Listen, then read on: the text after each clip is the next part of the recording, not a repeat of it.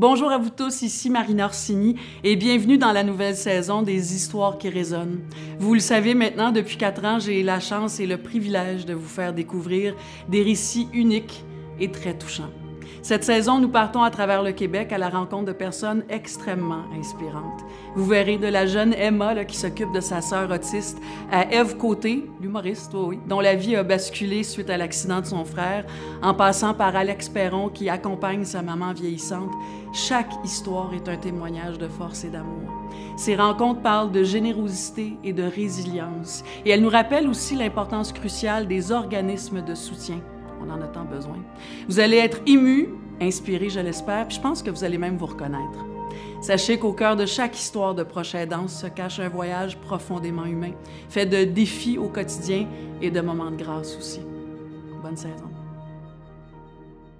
Direction Québec, où nous avons rendez-vous avec l'humoriste Alex Perron et sa maman Ginette. Leur histoire nous plonge vraiment au cœur d'une réalité que de nombreux Québécois connaissent de plus en plus. C'est la transition d'un parent vers une résidence pour personnes âgées. Alex va nous partager avec franchise les défis émotionnels et pratiques d'être proche aidant pour un parent qui est atteint d'une maladie neurodégénérative, tout en gérant une carrière publique. C'est un défi. Cette rencontre touchante nous a aussi menés vers Nicole Poirier. Rencontre exceptionnelle. Elle est une sommité dans le domaine de l'accompagnement des personnes atteintes d'Alzheimer. Nicole va nous ouvrir les portes de Carpe Diem, qui est un modèle novateur qui repense notre approche du vieillissement et de la proche aidance aussi.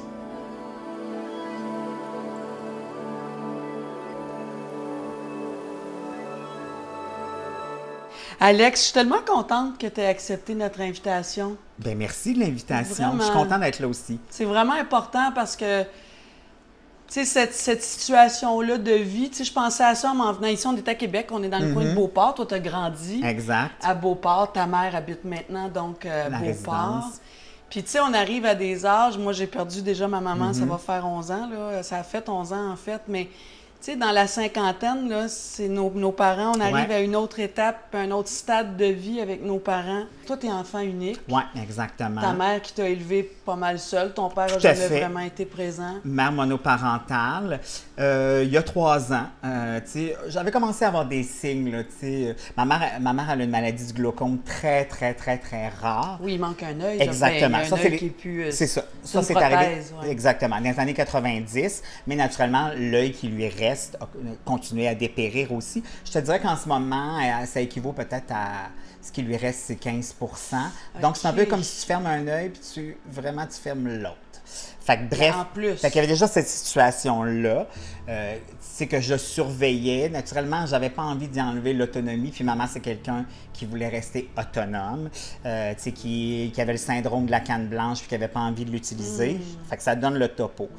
Puis après ça, a commencé à arriver quelques petites pertes de mémoire, pas grave, mais tu fais « Oups! Ah, c'est bizarre. » Puis moi, je suis à distance, je suis à Boucherville. Oui, j'ai de la famille proche ici, mais il reste que c'est moi son fils. Ben oui. C'est ça. Fait que tu commences à réfléchir un peu à tout ça. Quand tu as eu à magasiner, si on veut, un endroit, c'était quoi tes prérequis au départ pour ta mère? Ta liste d'épicerie, c'était quoi, toi?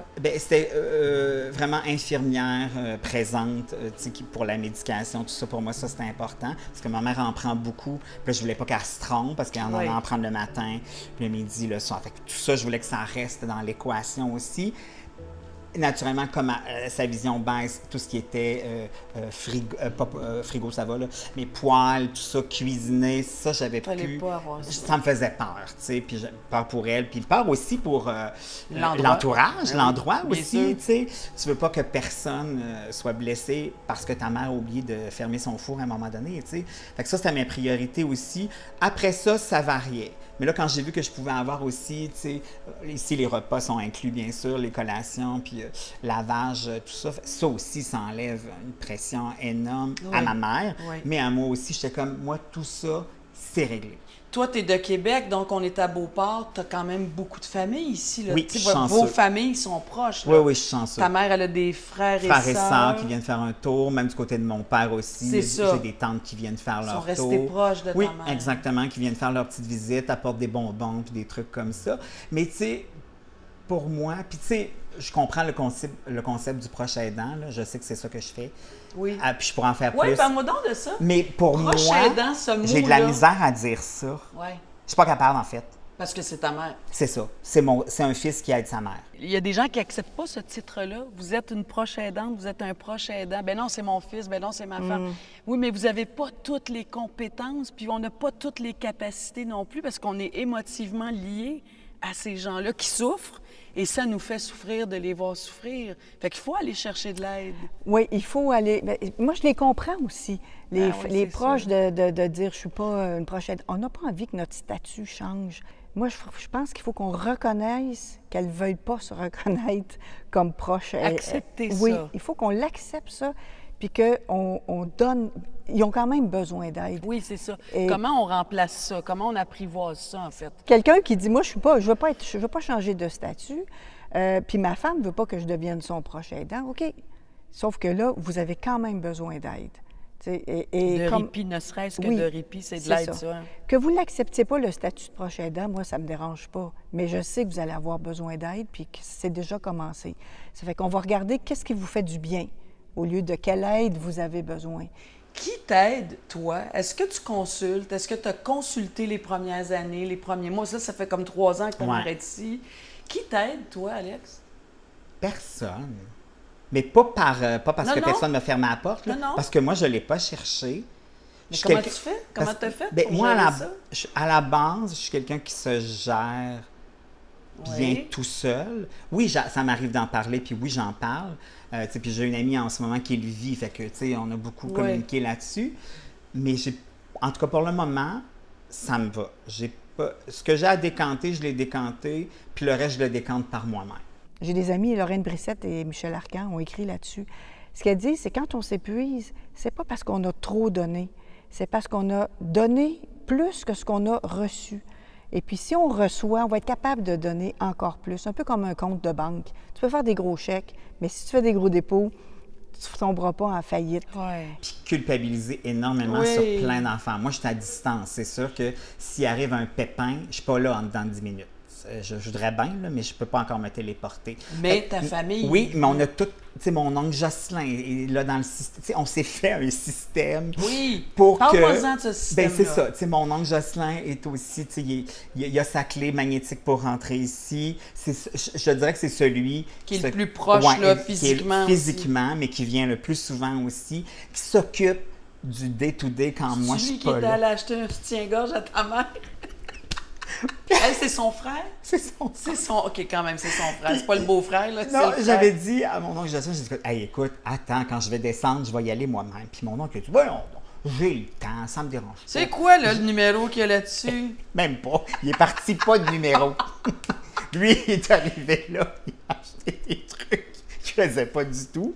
Et c'est les gens ici, les dames de la résidence qui ont fait « Hey, monsieur Jocelyn, ça marche pas pour Ah, ça marche pas. On va vous donner les bonnes mesures. C'est pas un 32A. C'est ça. Allez reporter ça. Puis c'est mon oncle. Puis c'est correct, là. Elle avait acheté une affaire beige, pas... puis c'est correct, ma mère n'a pas besoin d'être sexy dans la vie, là. Fait que bref, j'ai commencé à penser à ça. Parce qu'elle avait son appartement. Oui, très autonome, très autonome. Puis c'est drôle, un signe aussi qui m'avait frappé à un moment donné. Moi, ma mère, là, j'arrivais ici, puis je repartais avec 16 pots de sauce à spaghetti, 8 pâtés au poulet, puis tu sais. Puis là, tout à coup, oups, il y en avait moins. Ou pas, à moins que je fasse comme, hey, tu sais, si ça tente de me faire ça. Là, elle le faisait. Mais il n'y avait plus cette espèce d'élan naturel. Qui avait toujours été là. Tu sais, depuis que je suis déménagée à Montréal en 95, je ne suis jamais repartie les mains vides d'ici. Fait que, tu sais, il y a comme quelques petits trucs comme ça qui s'installent où tu fais comme, OK, on commence à aller vers une autre étape. Puis là, à un moment donné, tu fais comme, OK, la résidence, c'est ça. Mais là, attends, oui, mais comment tu as abordé ça avec elle? Ça se prépare aussi, là. Ça se prépare, puis c'est du long terme. En tout cas, dans mon cas, à moi. Tu sais, j'ai commencé à parler de ce sujet-là, puis ça a été un refus catégorique au départ. Tu m'enlèveras pas mon autonomie, je suis capable de rester toute seule, je l'ai toujours faite, c'est pas toi qui vas me dire quoi faire. Tu sais, il y a la relation mère-fils. Ben, oublie pas que je suis ta mère. C'est ça, qui est encore là. Tu vas pas me donner des conseils, puis encore moins décider pour moi. Puis moi, dans mon tempérament à moi, je suis quelqu'un, tu sais, de terre à terre. Je baisse pas les bras facilement. Je peux devenir il n'y a pas gossant. De flop là, c'est la réalité. C'est ça. Puis je peux être gossant. Puis si j'ai quelque chose dans la tête, fait qu'à un moment donné, il a fallu que je prenne un peu de recul, faire comme, faut que je la laisse mariner. faut qu'elle en fasse un bout dans sa tête. Ouais. Tu sais. Puis je crois qu'il est arrivé quelque chose qui lui a fait peur. Elle me l'a jamais dit. Dans sa maison, dans son appartement? Probablement. Parce que du jour au lendemain, tout à coup, sans même que j'aborde le sujet, elle m'a dit « Hey, je suis prête. » Il s'est passé combien de temps là, entre ça? Puis... Oh, un bon 6-8 mois, là. OK. Puis, mais tu sais, mettons, j'avais pas baissé les bras, mais je m'étais dit, je vais arrêter d'y en parler depuis ça faisait peut-être un mois. Puis, oups, c'est elle qui a abordé le sujet. Et là, la porte s'est ouverte, puis j'ai dit, si on enclenche le projet, on recule pas. Fait que c'est elle qui t'en a parlé. Oui, mais à partir de là, j'ai repris les rênes du processus. Mais, tu sais, encore là, je parle pour moi, mais tu sais, c'est pas quelque chose qu'on connaît. C'est pas quelque chose. Ben non, on connaît c'est pas quelque chose qui nous tente tant que ça. Non plus, non plus. Tu sais, tu fais pas. Tu sais, il y a personne, je pense pas, qui se dit à 40 ans, il faudrait bien que je commence à penser à c'est quoi le processus. Au contraire. Pas en tout, parce que probablement il y a plusieurs sortes de résidences. Ouais, puis plusieurs budgets. Plusieurs budgets aussi, puis il faut être honnête et clairvoyant là-dedans aussi, dans le sens où faut y aller selon nos besoins. Puis naturellement, puis je pense que tout le monde fait la même affaire. Les premières que tu visites, tu vas voir les plus luxueuses possibles. La piscine, C'est le ça. jardin, c'est quoi tu disais tantôt? Le shuffleboard. Le shuffleboard. Puis là, tout à coup, tu fais comme, hey, puis tant mieux pour ceux qui peuvent se permettre ça, c'est super, c'est extraordinaire. Moi, c'était pas ça. Fait qu'à un moment donné, il faut que tu fasses comme, OK, il est où mon ratio entre ce qu'on peut se permettre, mais ce que je veux avoir aussi comme service. Moi, je cherchais aussi une résidence où, tu sais, ma mère prend des médicaments pour son glaucome, fait que ça prenait quelqu'un qui allait pouvoir gérer ça aussi, la bouffe. Fait que t'es bombardé de plein d'affaires, tu sais pas trop où chercher, il y a beaucoup d'essais-erreurs. Tu veux le meilleur pour ton parent, puis en même temps, tu es dans toutes ces limitations-là de ce qu'on peut, de ce qu'on peut pas, de ce qui est disponible. Fait que quand tu arrives à trouver la bonne affaire, puis c'est bizarre parce qu'on en avait visité quelques-unes avec ma mère avant, puis tu sais, il y avait toujours quelque chose qui ne marchait pas. Il y avait toujours, tu sais, des fois... Ça, j'aime pas ça. Ça, j'aime non, pas ça. ouais. Il y a des marches, il n'y a pas de galerie. La galerie est trop grande, elle est trop... Tu sais, bref. Ouais. Et quand on est arrivé ici, comme un peu quand toi puis moi, on visite une maison pour éventuellement l'acheter, un condo, on a une espèce de coup de cœur. Oui. Ça a été ça. Il y a la cécité, évidemment, ta mère est rendue presque aveugle, mais ça. il y a aussi, est-ce que c'est de la démence qui s'installe? On est comme on frôle l'Alzheimer. L'Alzheimer, Ouais, OK. c'est ça. Mais C'est c'est une bonne démence. Là, ma mère, je te donne un exemple. Je peux appeler ma mère le dimanche. On va avoir une bonne conversation. Ouais. Je l'appelle le mardi. Des fois, elle ne se souviendra pas qu'on s'est parlé le dimanche. Puis on peut reparler la même affaire, puis ma mère va avoir l'impression de découvrir quelque chose. Tu sais, mettons, ma mère a toujours suivi mon travail. Mettons, je peux lui dire que je fais telle émission, puis la fois suivante, elle s'en souviendra pas. Ouais. C'est plus, on n'est plus là-dedans. En fait, j'ai plus de vraies conversations avec ma mère. Des fois, on en a un petit bout. Des fois, ça chire. Des fois, ça chire en partant. Fait que moi, avant, j'arrivais ici en me disant « Oh mon Dieu, comment ça va se passer? Ça va-tu être correct? On va-tu passer un bon moment? » Puis il faut passer un bon moment parce que je suis là 48 heures. Puis à un moment donné, j'ai fait comme « OK, il faut que j'arrête ça parce que... » T'es-tu déjà souvent reparti en pleurant? Bien, trop souvent au départ, trop souvent. Ce que je trouve difficile, c'est que toi, tu es devant moi, j'entends ta voix, je sais qui tu es, mais toi, il y a des bouts... J'ai ma mère devant moi, mais c'est pas tant toujours ma mère. Ça, c'est un sentiment un peu bizarre. Mais d'avoir l'impression, est-ce qu'elle est rendue à te dire, coudonc, ça me semble, ça fait longtemps que je t'ai pas vu ou que j'ai pas eu de tes nouvelles, alors que tu étais là il y a 2 jours ou 3 jours ou la veille, ou ça doit être dur à accepter ça, aussi. Mettons, je l'ai appelé le dimanche, puis je l'appelle, mettons, le mercredi, puis elle me dit, mon Dieu, ça fait tellement longtemps que j'ai pas eu de tes nouvelles. Hey, le cœur me fait 3 tours. Mais ça donne rien de dire, ben non, je peux lui dire, ben non, j'étais là hier, maman. C'est ça, mais, tu sais, là, elle, ce que ça fait comme, oh mon Dieu, j'ai perdu un bout, tu sais. Fait qu'il faut faire attention avec ça aussi, de ne pas créer un moment d'anxiété. Est-ce que ça te tente de rencontrer Marina Orsini? Ici? Ouais, là. Ben oui, elle me dérange pas. Ça te dérange pas? Ouais, il fait chaud cette semaine. Ginette, là, ça n'a pas de bon sens. Non, ça, 28 ça. Le matin à 6 heures, ça va jusqu'à 34 ces jours-ci dehors. Avez-vous chaud un peu, Alex, vous êtes correct? Alex, lui, il reste pas ici, lui, il faut qu'il aille à Montréal pour regarder. Oui, mais il vient quand même souvent, là. Hein? Non, il n'y a pas le temps.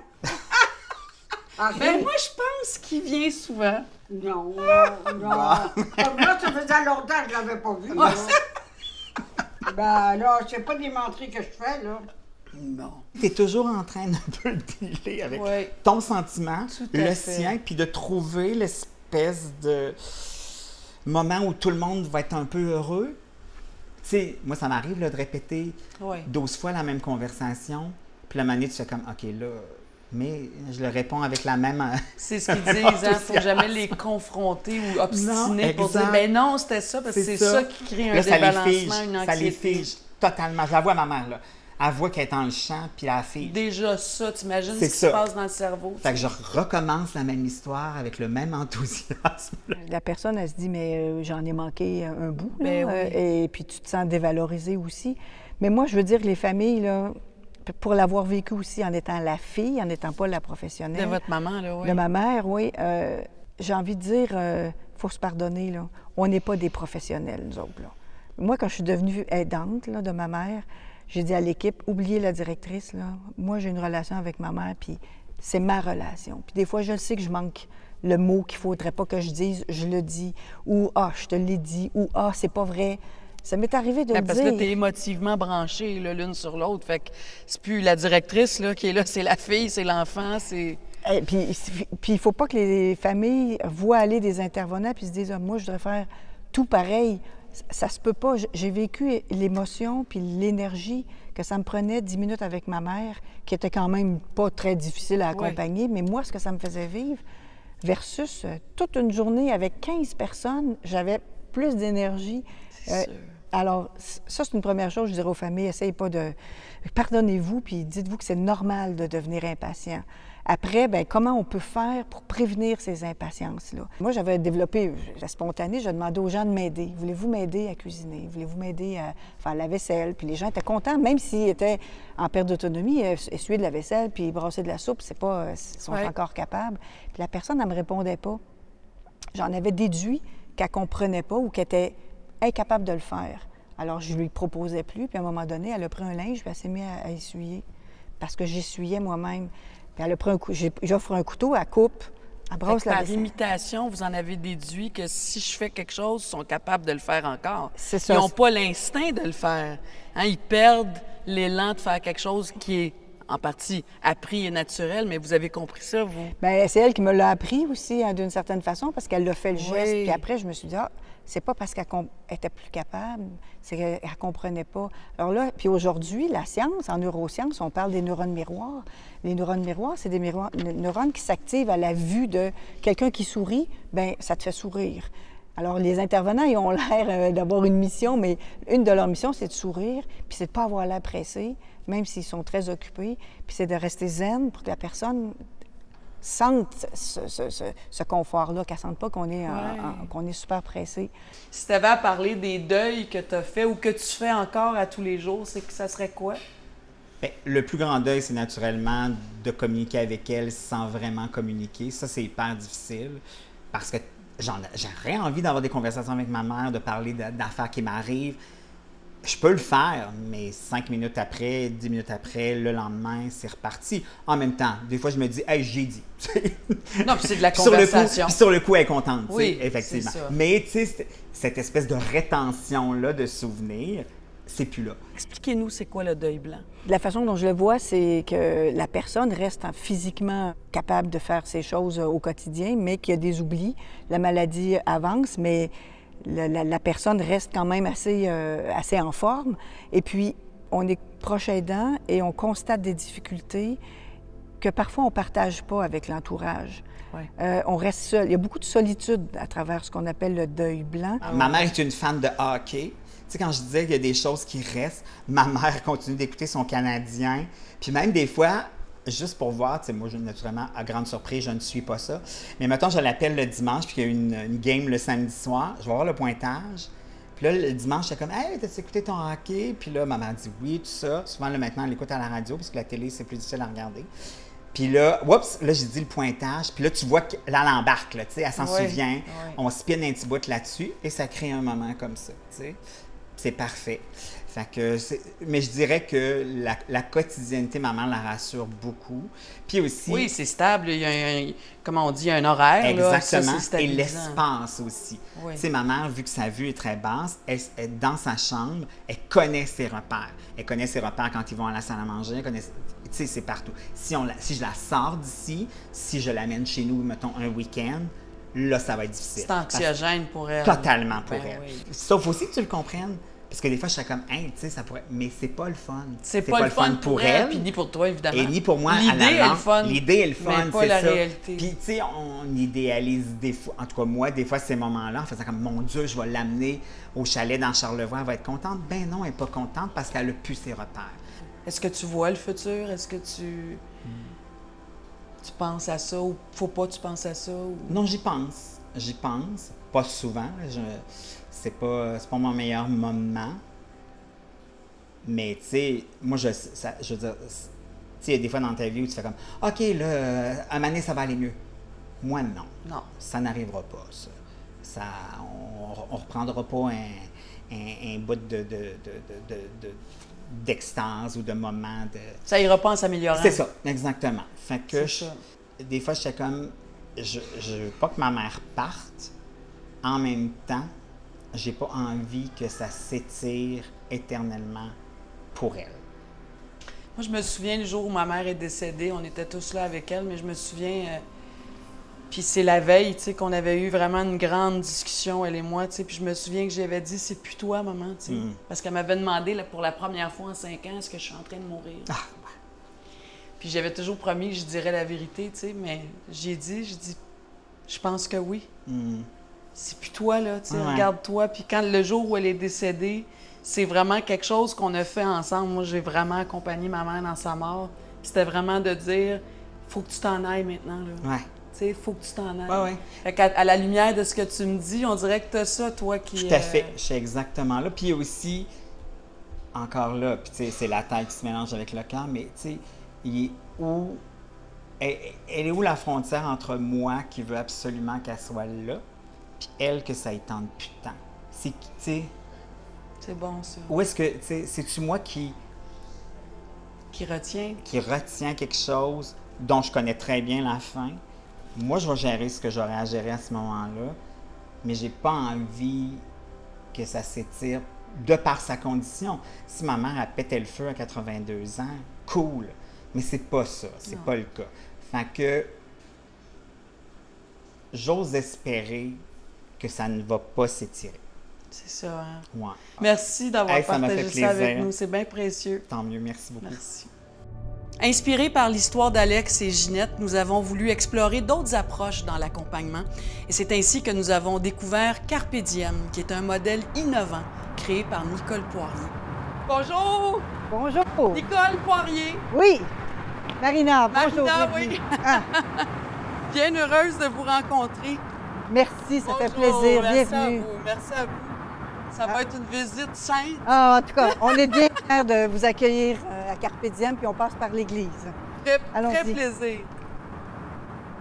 Bien d'abord, Carpe Diem, ça veut dire « mets à profit le jour présent », saisir le jour, saisir les capacités. Ça nous inspire beaucoup parce que malgré la maladie, les personnes continuent d'avoir des capacités, continuent de vouloir être considérées comme une vraie personne. Ouais. C'est aussi ce que les familles veulent. Souvent, ils résistent au début à annoncer le diagnostic parce qu'elles ne veulent pas que le regard de l'entourage ou du monde change à cause de la maladie. Alors ça, c'est une des premières leçons que les familles m'ont enseignées il y a 40 ans quand elles ont dit, c'est encore une personne, puis je veux pas qu'il soit considéré comme un enfant. Je veux qu'on comprenne sa maladie, je veux des gens compétents. Alors c'est ça, Carpe Diem, on s'est dit, on va créer un lieu où les gens vont pouvoir vivre comme dans une maison, une vraie maison, et où les familles vont pouvoir venir chez elles aussi. Pas juste chez mon mari ou chez papa, mais chez nous, dans la famille. Oui. Alors, il faut que les familles se sentent en continuité avec le domicile. Donc, elles font partie c'est un gros partenariat qu'on fait avec les familles parce qu'on ne connaît pas les personnes aussi bien qu'elles. Et puis, c'est aussi une approche qui fait que le personnel soignant vit avec les personnes dans la maison. Ça permet de garder des capacités comme cuisiner, on fait l'entretien de la maison. C'est les intervenants qui font les gestes de la vie quotidienne avec les personnes pour qu'elles puissent pas perdre, sinon le cerveau va s'atrophier. Puis pour la famille, c'est un bien énorme aussi parce qu'elles n'ont pas l'impression... Oui, tu veux savoir que ta mère ou ton père est actif puis qu'il se passe des choses dans sa vie le jour et pas juste assis dans une chaise à attendre la fin de sa vie, c'est ça, hein? C'est souvent ça que les familles nous disent aussi. Bien, je veux du temps pour moi, mais je veux que la personne ait une belle journée aussi, puis ait sa vie malgré la maladie. Donc, on essaye de composer avec ça. Alors, pendant 10 ans, on a milité pour ouvrir une maison. Puis, étant donné que notre projet, c'était aussi des services à domicile, parce que ce que les familles nous disaient, c'est d'abord, j'ai besoin d'aide à la maison, puis j'ai besoin d'aide spécialisée, des gens qui connaissent la maladie. Mais après, quand il y a un hébergement, je veux une adaptation progressive, parce qu'il y a une forme de mémoire qui se crée malgré les troubles de mémoire. Ça s'inscrit dans le corps aussi. Hein? Puis si tu vas à une place, c'est plaisant, tu fais des activités qui sont enrichissantes, agréables. Tu as envie de revenir, tu sais. Mais si tu n'aimes pas ça, une fois, tu en as une mémoire pour ça. Ouais. Ça fait que j'avais présenté au gouvernement un projet de continuité entre le domicile et l'hébergement, pour que ce soit la même équipe qui accompagne la personne et sa famille tout le long de la maladie. Puis là, bien, ça passait pas parce que souvent, les services, ils sont fragmentés. Donc, on a parti notre projet en 1995. Et puis là, tranquillement, bien, c'est devenu... On a mis les fondements de notre approche, on a formé du personnel. Et puis, c'est devenu un petit modèle là, ici au Québec. Puis là, bien, on va un peu partout en Europe pour expliquer notre fonctionnement. En Europe, ils veulent reprendre votre modèle et créer ça eux aussi, là? Partout dans le monde, il y a des problèmes au niveau de vivre à domicile pour les personnes qui vieillissent. Puis souvent, c'est cette compartimentation-là qu'on fait, puis que les familles s'épuisent souvent à raconter leur histoire à chaque service qu'ils ont. Toujours recommencer. Dès les premières questions qu'une famille se pose, c'est angoissant au début. Hein? Tu te poses la question, il y a un gros oubli ou il y a des changements, tu n'oses pas trop demander. Bien, en appelant, ils ont déjà un début d'information sur comment procéder pour le diagnostic. Alors, on les accompagne à ce moment-là. Quand le diagnostic est posé, c'est toute une famille qui est ébranlée. Et puis là, bien, ils veulent savoir qu'est-ce qui s'en vient, comment on s'organise. Là, on a 4 ou 5 intervenantes aux familles qui vont à domicile rencontrer les familles, leur expliquer ce qui se passe. Parce qu'il y a plusieurs types de maladies apparentées à l'Alzheimer. Si vous avez la maladie à corps de Lewy, ça ne se présentera pas de la même façon qu'une aphasie qui prive la personne de la parole. Oui, puis dépendamment où l'Alzheimer se situe au cerveau, hein, en arrière frontal, ça touche à des endroits différents du corps, en fait, aussi, hein, c'est ça? Ça fait que l'approche est la même, mais de façon spécialisée, on s'adapte à chaque maladie. Oui.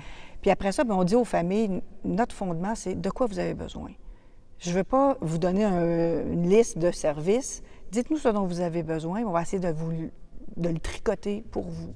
Et quand on parle des intervenants, Nicole, ces gens-là viennent d'où? C'est qui? Ils ont des formations, des psychologues?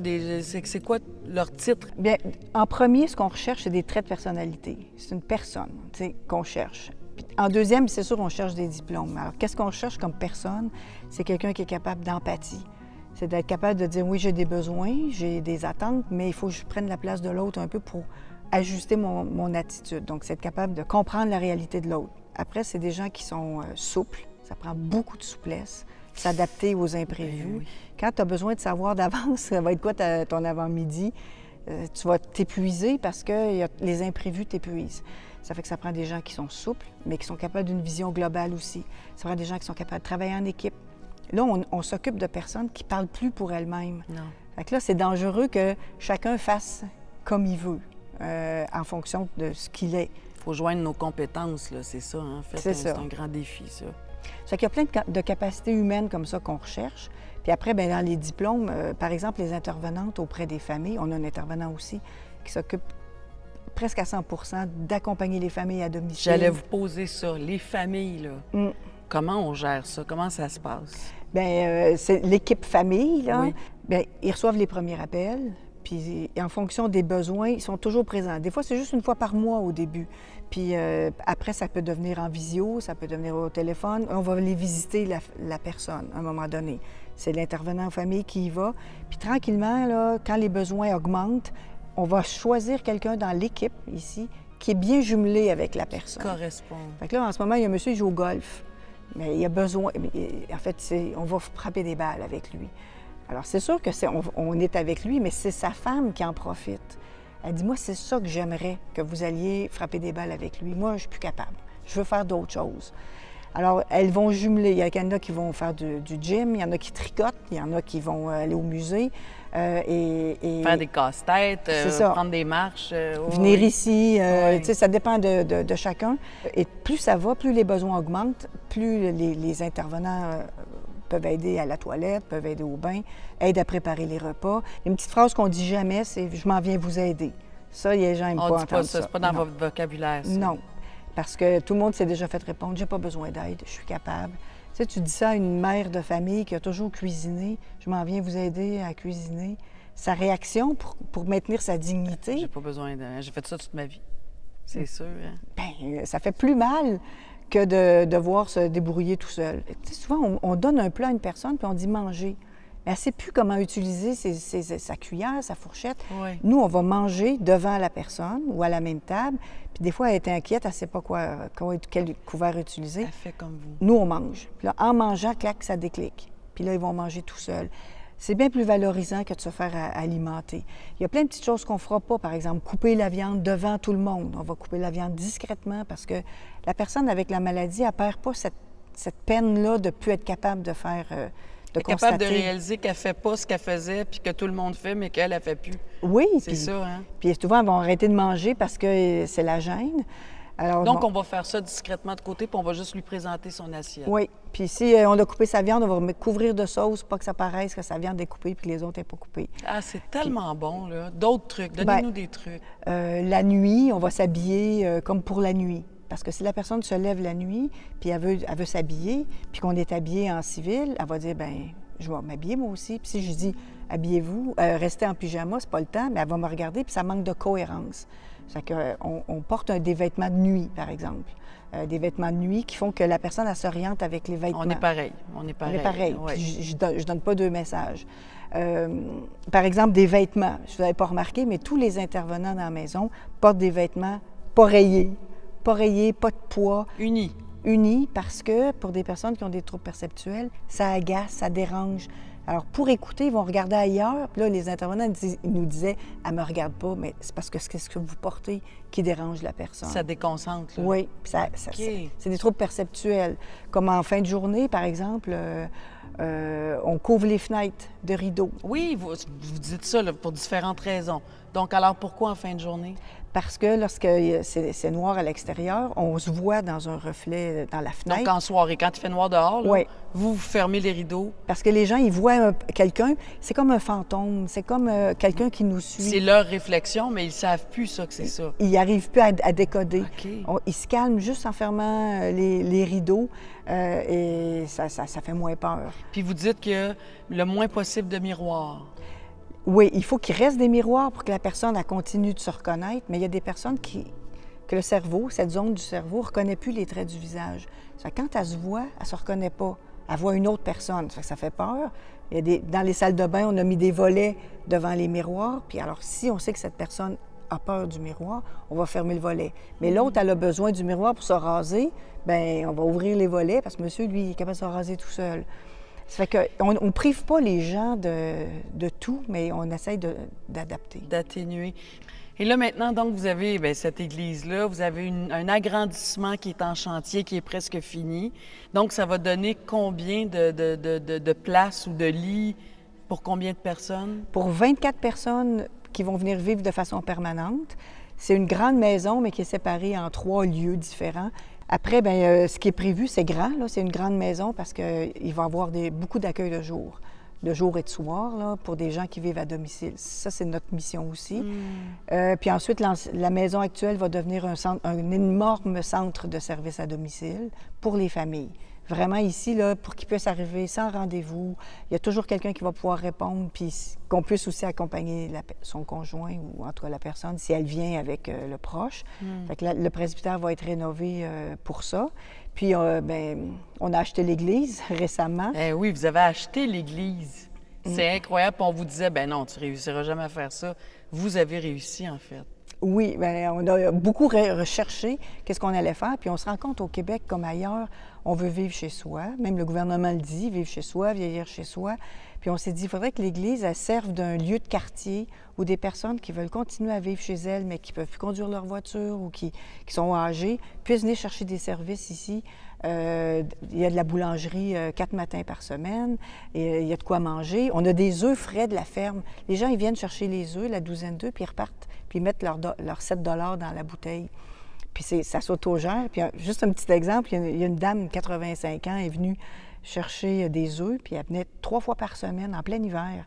Puis on la connaissait pas. Puis à un moment donné, je lui dis... C'est 36 œufs, ça, là? Oui, puis elle ne met pas son argent dans le pot, elle le donne aux intervenantes qui sont là, puis elle jase 5 minutes, puis elle repart. Puis quand je lui ai parlé, je lui ai dit, hey, vous aimez ça, des œufs? Puis là, elle me dit, ah, je peux pas en manger, je suis allergique. Puis là, je lui ai dit, vous faites quoi avec les œufs? Puis elle dit, mon voisin, il est vieux, puis j'y apporte ses œufs, il ne veut pas sortir. Ma voisine, parce que c'est des appartements superposés, elle est monoparentale, ça lui fait ça de moins à acheter. Puis le vendredi, mon fils, il vient chercher sa douzaine d'œufs parce qu'il vient après le travail, fait que ça lui fait une visite à son fils. Fait que juste ça, là, ça fait qu'elle est motivée pour se lever, elle s'habille, elle s'oriente, elle parle, elle paye, elle jase avec du monde, elle est utile. Puis c'est juste une boîte d'œufs frais de la ferme qu'on met ici. Fait qu'on s'est dit, il faut que ça soit comme ça ici. Oui, créer ça, ce mouvement-là, ce lieu. Autant d'art aussi, parce qu'on a besoin de musique, de théâtre. Globalement, les chercheurs, ce qu'ils disent, c'est qu'il faut agir sur la globalité de la vie pour que le cerveau reste actif. Ça veut dire bien manger, être actif physiquement, être actif socialement, être engagé. Quand on vient ici, par exemple, là, il faut quand même regarder la journée, s'habiller en conséquence, s'orienter, se concentrer, parler à du monde. On combat l'aphasie, l'orientation, le langage. Touche à plein d'affaires, là. Oui. C'est ça. Dans le fond, ce que Jude Poirier dit, le grand chercheur montréalais, là, il dit, si on pouvait repousser l'arrivée de la maladie de 5 ans... Prévoyance, là, prévenir, c'est ça l'idée. Hein? Il faut repousser, là. Et nous, on veut beaucoup agir sur les facteurs de risque, sur ce qui provoque la maladie, ce qui la déclenche. Bien, il dit, on réduirait, je crois, de 50 % le nombre de personnes atteintes dans le monde, parce qu'on mourrait d'autre chose. Vous parlez, Nicole Poirier, que l'Europe est intéressée par votre projet. L'Europe vous sollicite, vous allez en Europe en parler. Sentez-vous que le Québec, que notre pays, le Canada, est intéressé à votre projet? Encore hier, je parlais avec une famille qui voulait faire ce genre de projet-là dans sa région, dans Bellechasse. Il y en a partout au Québec, on pourrait faire ce genre de projet-là. Je pense que la difficulté, c'est que c'est tellement à contre-courant que ça prendrait presque un projet de loi pour dire on fait les choses autrement, on met plus de polyvalence. Un peu comme dans la construction, ils ont mis de la polyvalence là, chez les professionnels de la construction. On devrait faire ça aussi dans le domaine de la santé. Je pense qu'il y a de la volonté politique. Le gouvernement, ils viennent ici, ils voient, mais après, il faut que ça rentre dans la machine puis que ça descende dans les pratiques. Puis pour briser ces moules-là, ça prend vraiment ça prendra un projet de loi. On en fait bien pour mourir, pour de l'aide médicale à mourir. On pourrait en faire pour aider à vivre aussi. Des projets de loi aussi poussés. Aider à vivre. Hein? L'aide médicale à mourir dans la dignité, aider à vivre aussi. Merci tellement. On aurait pu dire tellement d'affaires sur votre maison parce qu'il y a plein de choses à dire. J'espère qu'on pourra revenir, ne serait-ce que de faire un tour de la maison avec vous pour nous montrer tout ce que vous faites puis tout ce que vous créez. Le plus grand des bravos, Nicole Poirier. Merci vraiment, vraiment beaucoup.